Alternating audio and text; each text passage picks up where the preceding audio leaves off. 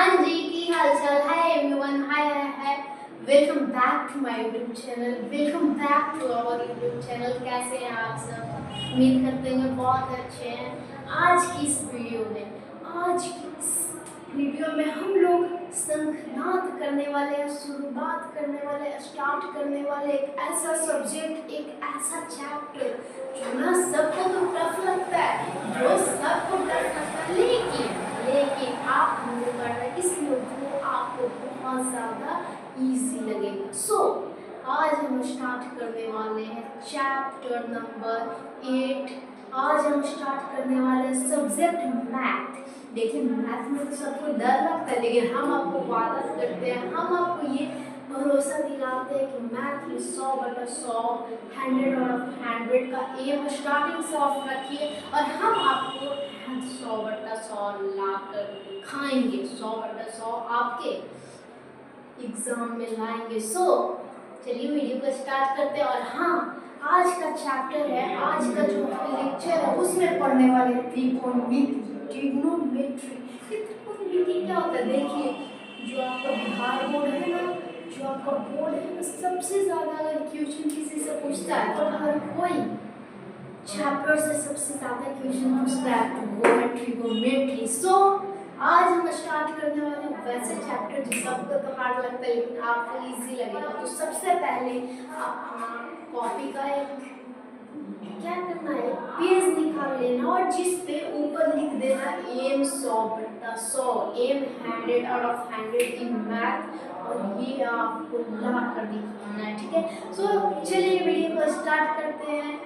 सबसे पहले वीडियो को स्टार्ट करने से पहले आप अपना जोश मीटर तो बताइए। हाँ, जोश मीटर हाई है ना, क्योंकि हमारा जोश मीटर तो बिल्कुल हाई है, आपका भी हाई होना चाहिए। अगर दोनों का हाई मिल जाएगा तो बोर्ड वाले हैं ना जो आपको नंबर भी पूरा हाई देंगे और आप टॉपर बन जाएगा। ठीक है, चलिए हम सबसे पहले समझते हैं कि अच्छा त्रिकोणमिति पढ़ रहे हैं, ट्रिग्नोमेट्री पढ़ रहे हैं, तो इसको परिभाषा तो बताइए, डिफिनेशन तो बताइए। तो सबसे पहले हम इसका डिफिनेशन जानते हैं। तो आपके अपने कॉपी में इस तरीके से लिखना है।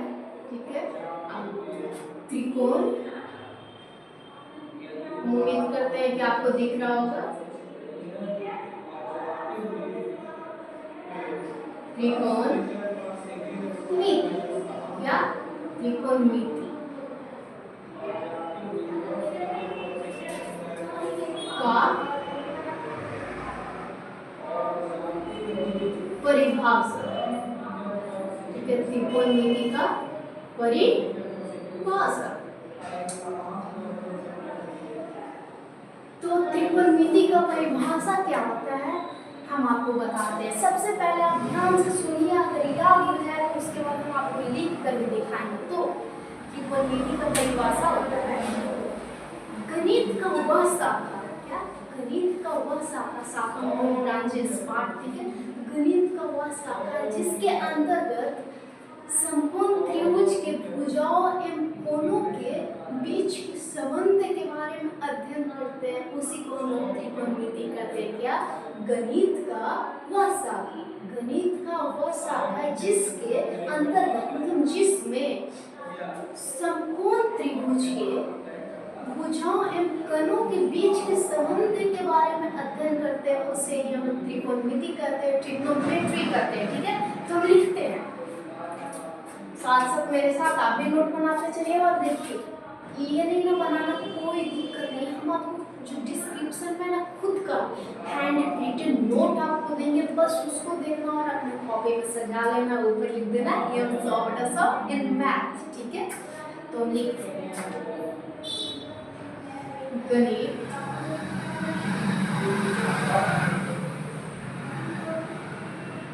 या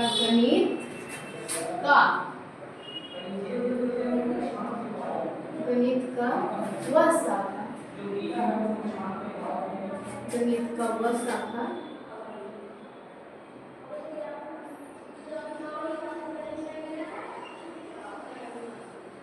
जिसके अंतर्गत, जिसके अंतर्गत मतलब क्या होता है? जिसके अंदर या जिसमें। ठीक है, जिसके अंतर्गत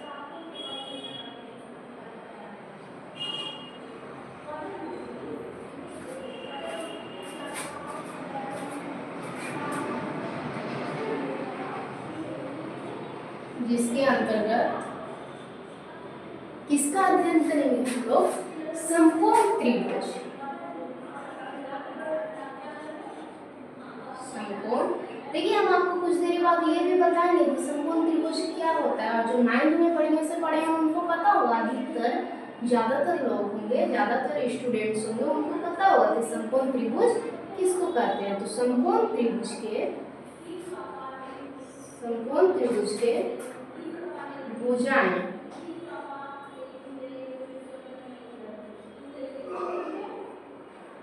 एवं क्या? एवं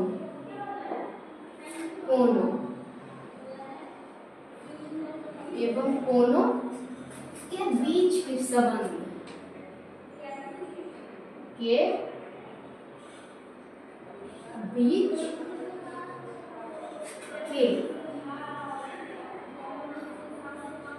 संबंध संबंध मतलब क्या होता है? रिलेशन, ठीक है। जैसे हमारे और आपके बीच फिजिकल रिलेशन है, ठीक है ना, उसी तरह इन लोग के बीच का संबंध के बारे में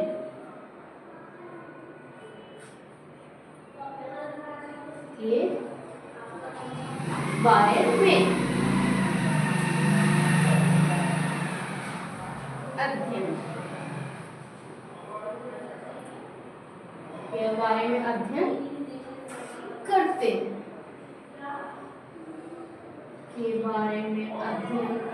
हैं। उसे क्या कहते हैं? उसे त्रिकोणमिति कहते हैं, उसे ट्रिग्नोमेट्री कहते हैं। तो क्या? गणित का वह शाखा है, यानी कि मैथ का वह ब्रांचेस जिसके अंदर समकोण त्रिभुज की भुजाओं एवं कोनों के बीच के संबंध के बारे में अध्ययन करते हैं, उसे त्रिकोणमिति कहते हैं, ठीक है। अब हम समझते हैं कि समकोण त्रिभुज क्या होता है। देखिए त्रिभुज तो बहुत प्रकार के होते हैं, लेकिन जो ज्यादा मेन ट्रिग्नोमेट्री में आपको पढ़ना है ना, वो पढ़ना है समकोण त्रिभुज के बारे में। तो हम आपको बताते हैं समकोण त्रिभुज का फिगर किस टाइप का होता है, ठीक है। समकोण त्रिभुज कुछ इस प्रकार का होता है, ऐसे रहेगा आपका, सॉरी ये थोड़ा सा टेढ़ा हो गया, आप इसको सीधा कर लीजिएगा। ये हो गया आपका समकोण त्रिभुज, भूल गया ऐसा त्रिभुज सब रहता है। तो इसमें खास क्या है, देखिए समकोण त्रिभुज वैसा त्रिभुज होता है, डिफिनेशन में आप लिखिएगा, वैसा त्रिभुज जिसका एक कोण, ठीक है, जिसका एक कोण 90 डिग्री का हो, 90 डिग्री का हो, उसे समकोण त्रिभुज कहते हैं। देखिए यहाँ पास एक समकोण बन रहा है कि नहीं, क्योंकि ये 90 डिग्री का है, ठीक है, ये 90 डिग्री का है, इसलिए यहाँ पास एक समकोण बन रहा है। और बहुत सारे होंगे यहाँ पास स्टूडेंट्स जो भाई बहन होंगे, वो सोच रहे होंगे कि अच्छा ये तो 90 डिग्री कैसे है, हम समझ गए, लेकिन ये जो कोण बन रहा है ये क्या है? तो अगर ये समकोण है तो ये क्या है? बहुत अच्छा प्रश्न है, जो पूछे उनका माइंड बहुत जीनियस है, बाकी जीनियस बनाने वाले आपको तो हम नहीं है, ठीक है। तो ये है ना, ये दोनों एक्यूट एंगल है। एक्यूट एंगल आपको पता होगा, नहीं पता? एक्यूट एंगल उसको कहते हैं जो 0 डिग्री से तो बड़ा हो, क्या? जो 0 डिग्री से बड़ा हो लेकिन 90 डिग्री से छोटा हो, उसका एक्यूट एंगल कहते हैं, निम्न कोण कहते हैं, ठीक है। यहाँ तक समझ गए? अब हम आपको कुछ केसेस बताते हैं, ठीक है, जो कि बहुत ही इंपॉर्टेंट है, ठीक है, इसलिए इसको नोट मत कीजिए, क्योंकि हम खुद आपको हैंड रिटन नोट देंगे, बस उसके लिए फ्रेंड्स हम त्रिकोणमिति को समझ गए, समकोण त्रिभुज को समझ गए। अब हम समझने वाले हैं 2 केस के बारे में, ठीक है, जो बहुत इंपॉर्टेंट है। तो हम सबसे पहले देखते हैं केस 1, ठीक है, केस 1 ये हो गया। अब लिखते हैं केस 2, केस 1 हो गया, केस 2 हो गया। और दोनों में हम बनाते हैं क्या? समकोण त्रिभुज। समकोण त्रिभुज को इंग्लिश में क्या कहते हैं? राइट एंगल ट्रायंगल, ठीक है। तो हम 2 बनाते हैं राइट एंगल ट्रायंगल। यहाँ पर कुछ इस तरीके से रहेगा, यहाँ पर भी एक बना देते हैं,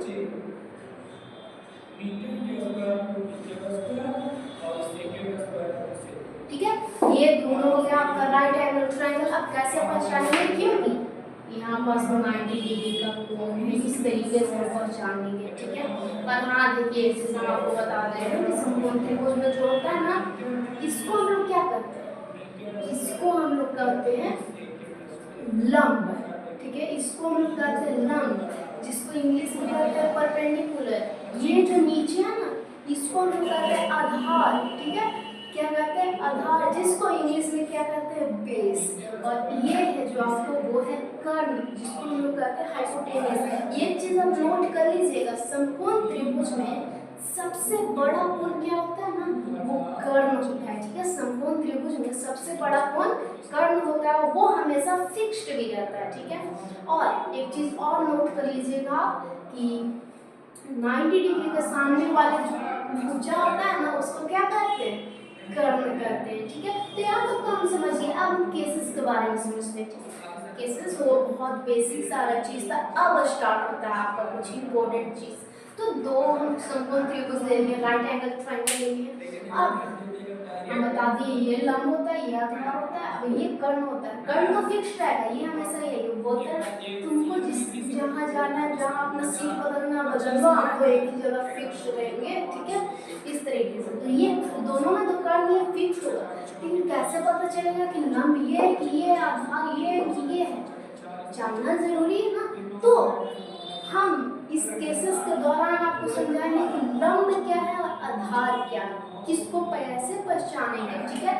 यहाँ बस दो कोण बन जाएगा, दो कोण। तो अभी हम परसेंट क्यों मान ले रहे हैं, यहाँ बस एक ही कोण। देखिए इसको आप लोग थीटा भी कर सकते हैं, और यहाँ बस हम यहाँ बस एक कोण मान ले रहे हैं, इसमें यहाँ बस कोण मान लिए, इसमें यहाँ बस मान लिए, और नाम दे दे रहे हैं इसका A B C। यहाँ बस भी नाम दे दे रहे हैं A B C, तीनों जगह नाम दे दिए। अब क्या करना है, ये पूछ देगा। देखिए हम इसको कोण A एंगल A भी कर सकते हैं या थीटा भी कर सकते हैं, ठीक है। ये क्या पूछ देगा, क्वेश्चन आपका ये रहेगा, इसका ये रहेगा कि एंगल A के लिए, क्या ये एंगल A लिखा हुआ है, ठीक है, हम इधर लिख देते हैं। एंगल A के लिए, एंगल A मतलब कोण A के लिए, कोण A के लिए आपको क्या बताना है, कोण A के लिए आपको बताना है कि लंब क्या होगा। लंब का इंग्लिश क्या होता है, परपेंडिकुलर, ठीक है। और पूछेगा कि आधार क्या होता है। कर्ण तो पूछता नहीं है, क्योंकि वो समझता है कि कर्ण फिक्स रहता है, इसलिए कोई भी बता देगा, इसलिए वो कर्ण नहीं पूछेगा, ठीक है। लेकिन आपको पता ही होगा कर्ण ये करना है क्योंकि फिक्स रहता है AC, ठीक है। तो अब आपको समझना है कि लंब क्या होगा और आधार क्या होगा, तो समझिएगा। जो आपका एंगल जिसके बारे में पूछा है ना, जैसे एंगल A के बारे में पूछा तो एंगल ये, तो ये जो थीटा है ना, इसके सामने वाला जो भुजा रहेगा, इसके सामने वाला क्या है, आप बोलिएगा इसके सामने वाला तो ये, तो बस यही लंब कहलाया। क्या कहलाया, यही लंब कहलाया। तो यहाँ पर लंब में आप क्या लिखिएगा, तो लंब में आप B और C लिखिएगा। तो हम यहाँ पर लिख दे रहे हैं लंब में क्या लिखाएगा, B और C। यहाँ तक आपको समझ में आ गया कि लंब किसको कहेंगे।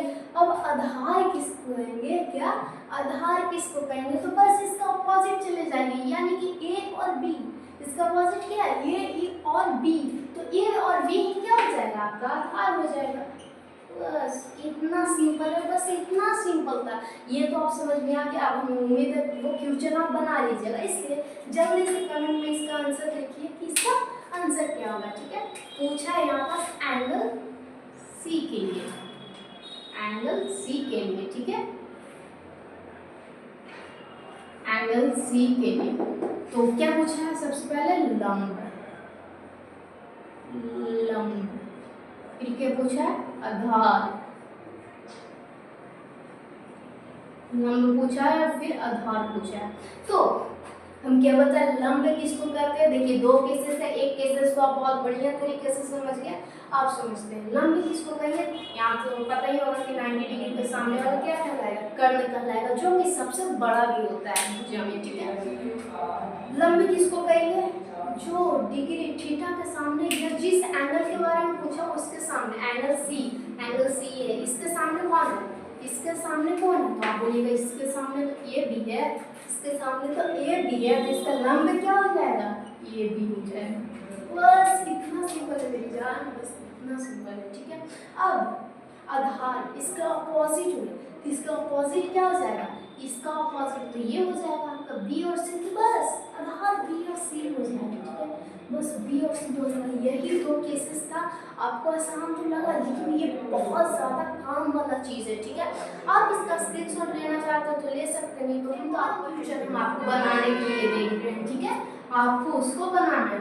यहाँ बस देते हैं समकोण त्रिभुज, ठीक है। यहाँ पर ये 90 डिग्री है। इस त्रिभुज का नाम है पी क्यू आर, ठीक है, पी क्यू आर। तो यहाँ पर सबसे पहले आपको पूछ दिया है एंगल पी के लिए, ठीक है, एंगल पी के लिए, एंगल पी के लिए, ठीक है। एंगल पी के लिए क्या पूछ दिया है, लंब पूछ दिया है,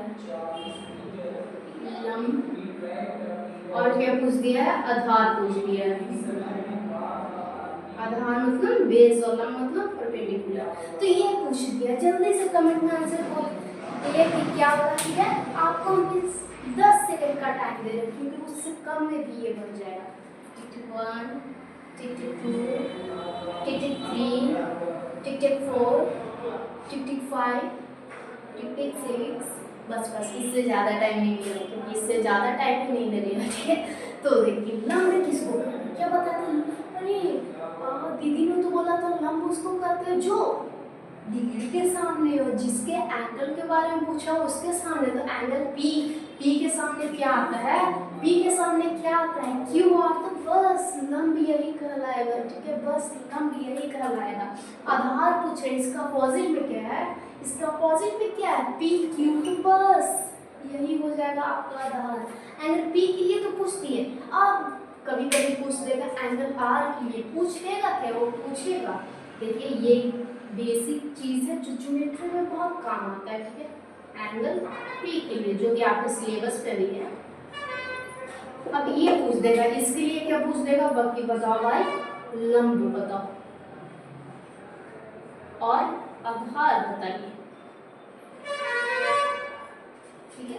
इस तरीके से पूछ रहा, तो आप किस तरीके से बताइए, बोले दीदी ने तो बोला था कि लंब किसको कहते हैं, लंब किसको कहते हैं, जो जिसके बारे में, जिस एंगल के बारे में पूछोगे उसको थीटा मान लेता है, उसी के सामने एंगल आर, इसका सामने कौन है, इसके सामने तो ये पी क्यू है, तो इसको एंगल आर का क्या लंब हो जाएगा, पी क्यू, बस इतना आसान है। वही आधार जिसको कहते हैं, इसके अपोजिट चले जाइए, इसके अपोजिट चले जाइए, इसके अपोजिट क्या है, क्यू आर है, तो इसका आधार क्या हो जाएगा, क्यू आर। बस इतना सिंपल भैया, इतना सिंपल है, ठीक है। और कर्म तो आपको पता होगा पी का, जो कि हमेशा फिक्स्ड रहता है, ठीक है। यहाँ तक तो समझ लिया। अब एक और हम देते हैं जो कि आपके होमवर्क में,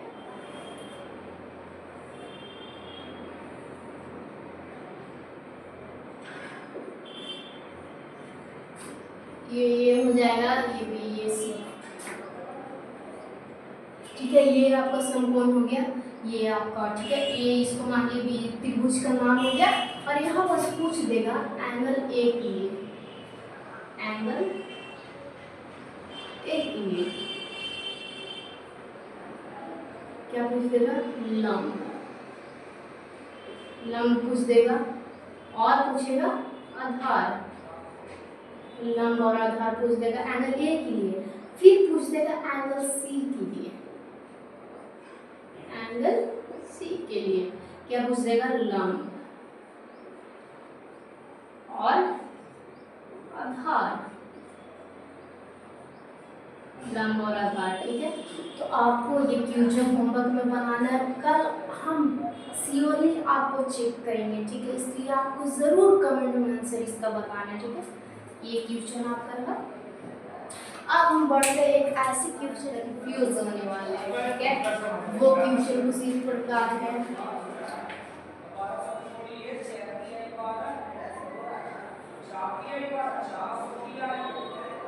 है। ये आपका समकोण त्रिभुज हो गया, इसमें 90 डिग्री का है, इसमें 90 डिग्री ये, ठीक है। और इसमें क्वेश्चन मान लीजिए इसका नाम है पी क्यू आर, इस तरीके से नाम है, ठीक है।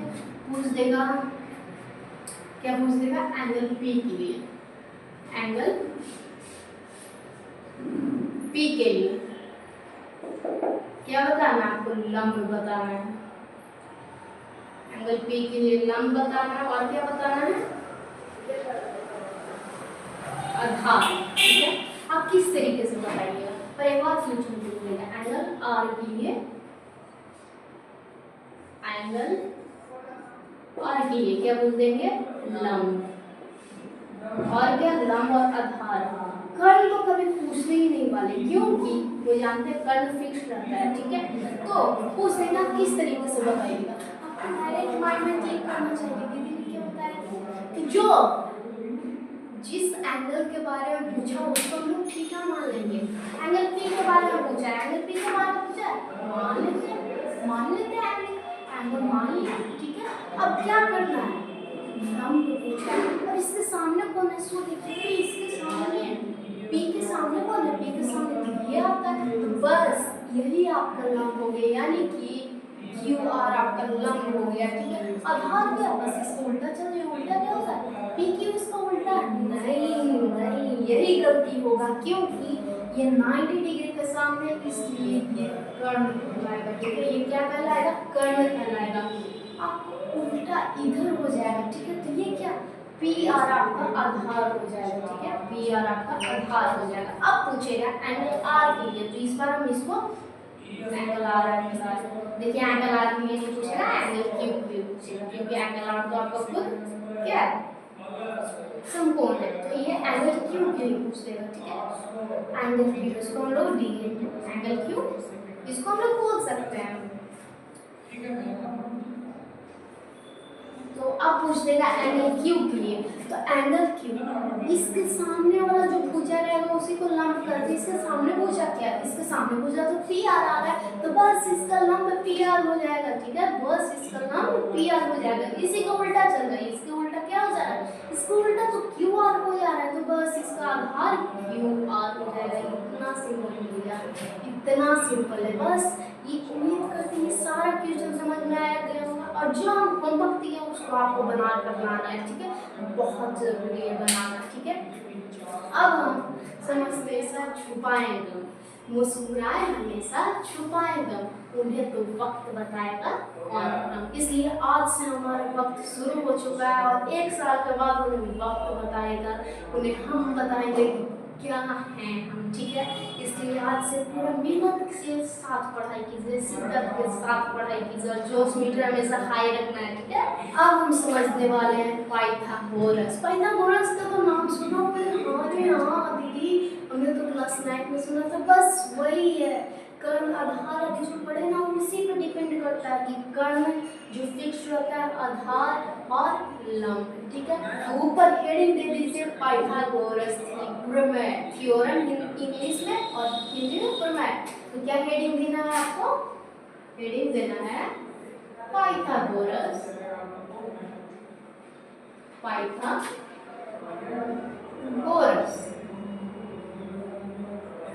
ठीक है, पाइथागोरस प्रमेय।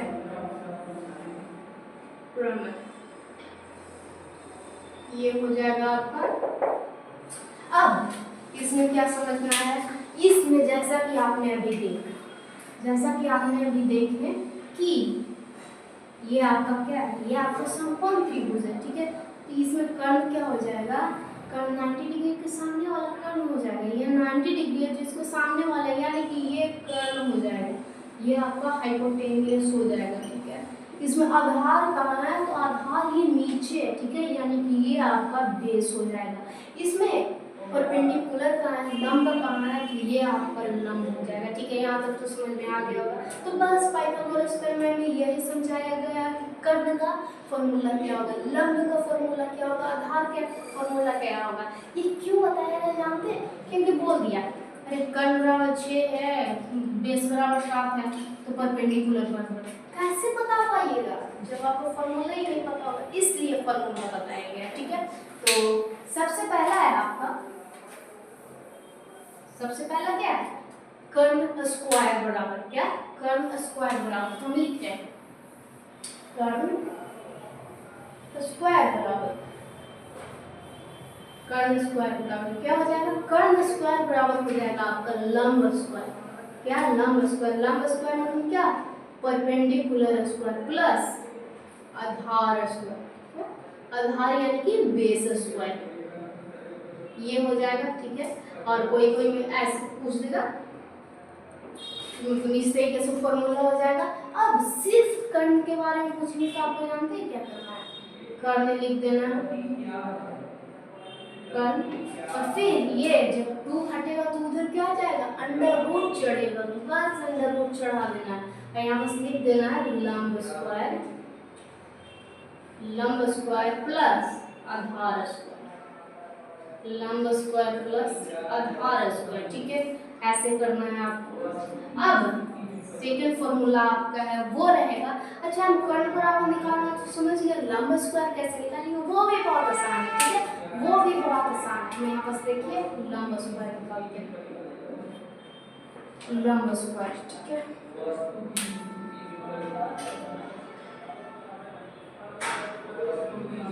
लंब का स्क्वायर, तो ये क्या हो जाएगा लंब का स्क्वायर, यानी कि सबसे बड़ा जो रहेगा, सबसे बड़ा कौन है कर्ण, तो कर्ण सबसे आगे लिखा है। ठीक है, कर्ण स्क्वायर माइनस, देखिए यहाँ पास प्लस नहीं होने वाला है, माइनस होने वाला है। हम बताते हैं आपको क्यों माइनस होता है।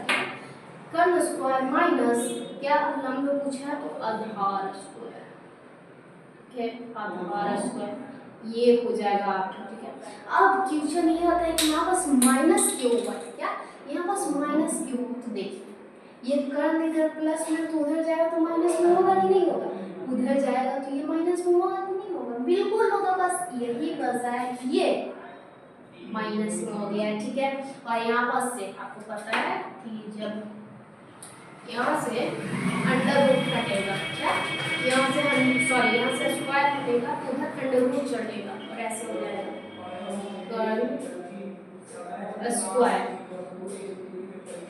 कर्ण स्क्वायर माइनस आधार स्क्वायर, कर्ण स्क्वायर माइनस आधार स्क्वायर, ये फॉर्मूला हो जाएगा। और वही फॉर्मूला आपका रहेगा, वही फॉर्मूला आपका कहाँ रहेगा आधार स्क्वायर में रहेगा। तो देखिए आप हम निकालते हैं आधार स्क्वायर, आधार स्क्वायर, आधार स्क्वायर, तो आधार स्क्वायर आपको कैसे निकलेगा, सबसे पहले लिखना है कर्ण स्क्वायर जो कि सबसे बड़ा भुजा होता है उसी को कर्ण स्क्वायर माइनस होगा। ठीक है, प्लस नहीं माइनस, इसकी माइनस फिर लंब स्क्वायर, क्या आ जाएगा फिर लंब स्क्वायर। चलिए, और जब ये सिर्फ आधार रहेगा तो अंडर रूट हटेगा, क्या होगा अंडर रूट हटेगा, आधार बराबर अंडर रूट जाएगा। ठीक है, अंडर रूट चढ़ेगा, कर्ण स्क्वायर माइनस लंब स्क्वायर, कर्ण स्क्वायर माइनस लंब स्क्वायर, बस यही फॉर्मूला है। 3 को है, इसको सॉल्व कीजिएगा तो 6 आप मान सकते हैं, बस यही फॉर्मूला है। अब क्वेश्चन ये आता होगा कि आप हमने ये फॉर्मूला बताया क्यों, ये फॉर्मूला हमने बताया क्योंकि इस पे क्वेश्चन आता है मेरे जान, इस पे क्या आता है क्वेश्चन आता है। ठीक है, स्क्रीनशॉट लेना चाहते हैं तो ले सकते हैं। अब इस फॉर्मूला पे हम लोग क्वेश्चन सॉल्व करते हैं। सबसे पहले हम लोग एक समकोण त्रिभुज बना लेते हैं। ठीक है, समकोण त्रिभुज बना लेंगे।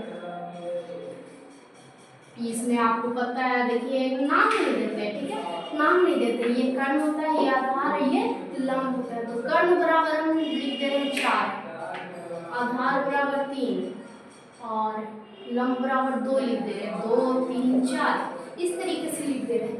ठीक है, सॉरी हम तीनों दे दिए, तीसरा फाइनल क्या कीजिएगा। तो इसलिए हम लंब कर्ण बराबर 5 दे दे रहे हैं, लंब आधार बराबर 4, और ये आपको फाइंड आउट करना है। कैसे कीजिएगा, आपको फॉर्मूला पता है, आपको फॉर्मूला याद है, बस फॉर्मूला से ही फाइंड आउट करना है। तो क्या करना है आपको, सबसे पहले निकालना है क्या, आपको सबसे पहले पता है कि लंब बराबर क्या होता है, लंब बराबर यहाँ पे परपेंडिकुलर बराबर क्या होता है अंडर रूट हाइपोटेन्यूज का स्क्वायर यानी कि कर्ण का स्क्वायर माइनस क्या हो जाएगा बेस का स्क्वायर। बस वही करना है, तो अंडर रूट चढ़ाना है हाइपोटेनियस में क्या है, हाइपोटेनियस में आपका 5 है तो बस 5 का स्क्वायर कीजिए, 5 का स्क्वायर माइनस बेस में क्या है, बेस में आपका 4 है तो 4 का स्क्वायर कीजिए, 5 का स्क्वायर कितना आ जाएगा, अंडर रूट 5 का स्क्वायर 25, 4 का स्क्वायर कितना आ जाएगा, 4 का स्क्वायर 16, ठीक है।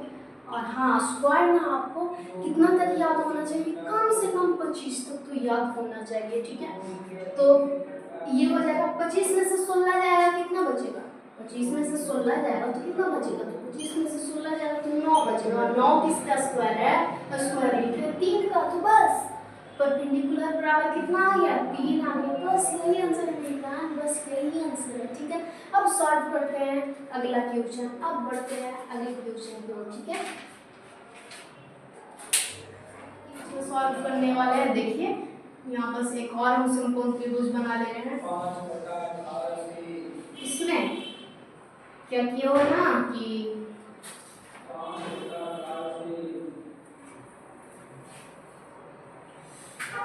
इसमें आपका लंब दिया हुआ है 8, कर्ण दिया हुआ है 15 और ये आधार दिया हुआ है 15 और पूछ रहा है कि कर्ण क्या होगा, कर्ण मतलब हाइपोटेनियस क्या होगा, तो हाइपोटेनियस क्या बताइएगा, हाइपोटेनियस का फॉर्मूला क्या होता है, हम यहाँ पर लिखेंगे हाइपोटेनियस, ठीक है, यानी कि कर्ण इक्वल अंडर रूट सबसे पहले किसका स्क्वायर होगा, सबसे पहले लंब का, लंब किसको कहते हैं, परपेंडिकुलर को, तो परपेंडिकुलर स्क्वायर प्लस, इसमें प्लस लगेगा क्योंकि इस बार हमारा पूछ लिया है किसके बारे में, कर्ण के बारे में, प्लस बेस का स्क्वायर, ठीक है, प्लस बेस का स्क्वायर। अब हम बताइए, अब आप बताइए, ठीक है, परपेंडिकुलर का वैल्यू क्या है, परपेंडिकुलर का वैल्यू 8 है तो 8 का स्क्वायर कर देंगे, ठीक है, फिर प्लस करेंगे, बेस का वैल्यू क्या है, बेस का वैल्यू तो 15 है तो हम लोग 15 का स्क्वायर कर देंगे, ठीक है।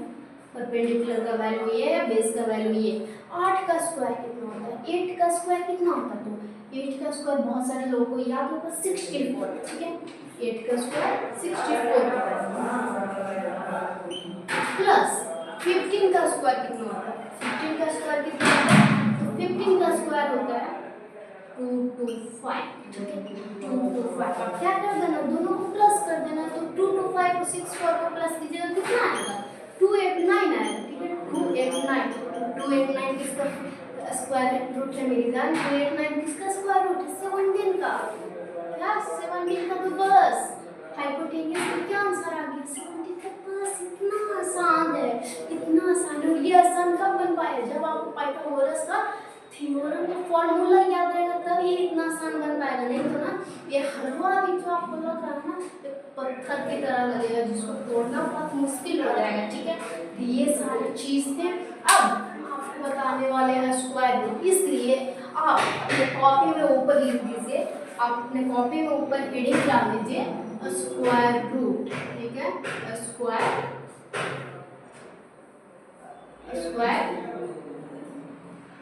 रूट, स्क्वायर रूट, ठीक है।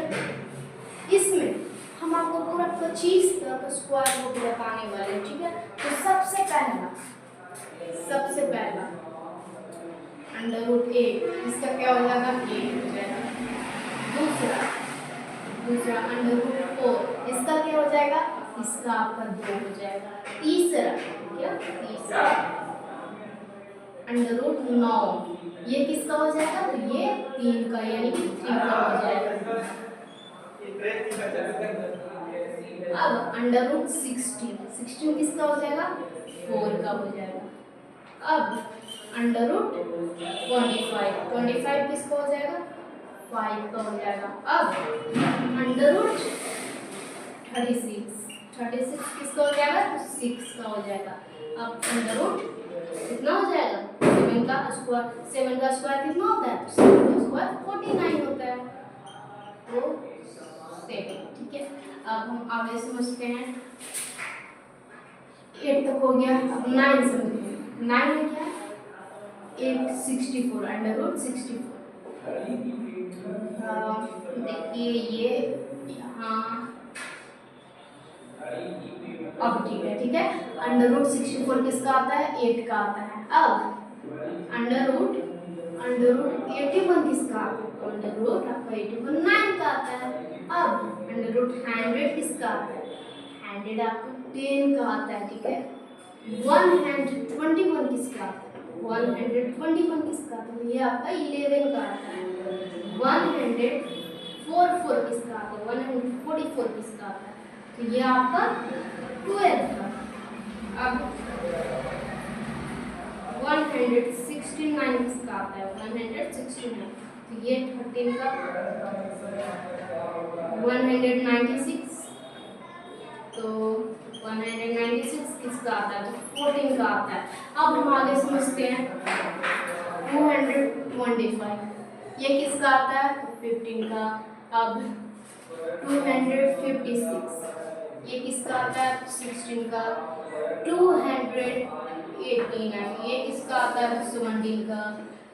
324, ये किसका आता है? तो 18 का, ठीक है। ये 17 का, ये 18 का। 361, ये किसका आता है? 19 का, ठीक है। अब 400 किसका आता है? 20 का। 441, ये किसका आता है? तो 21 का आता है। अब हम आगे समझेंगे कि 484 किसका आता है? 484, तो ये आपका 22 का आता है। 529 किसका आता है? 529, तो 23 का। 576 किसका आता है? 576 24 का। और लास्ट में 625 किसका आता है? तो 625 आपका किसका आता है? 25, ठीक है। तो यहाँ तक हम पूरा स्क्वायर रूट याद करिए, फिर से याद करते हैं। अंडर रूट 1 का 1, अंडर रूट 4 का 2, अंडर रूट 9 का 3, अंडर रूट 16 का 4, अंडर रूट 25 का 5, अंडर रूट 36 का 6। मेरे साथ बिना देखे बोलिए, ठीक है। अंडर रूट 49 का 7, अंडर रूट 64 का 8, अंडर रूट 81 का 9, ठीक है। अंडर रूट 100 का 10, अंडर रूट 121 का 11, अंडर रूट 144 का 12, अंडर रूट 169 का 13, अंडर रूट 196 का 14, अंडर रूट 225 यानी कि 225 का 15, अंडर रूट 256 का 16, अंडर रूट 289 का 17, अंडर रूट 324 का क्या हो जाएगा? 18, 324 का क्या हो जाएगा? 18, अंडर रूट 361 का क्या हो जाएगा? 19, अंडर रूट 400 का क्या हो जाएगा? 20, अंडर रूट 441 का क्या हो जाएगा?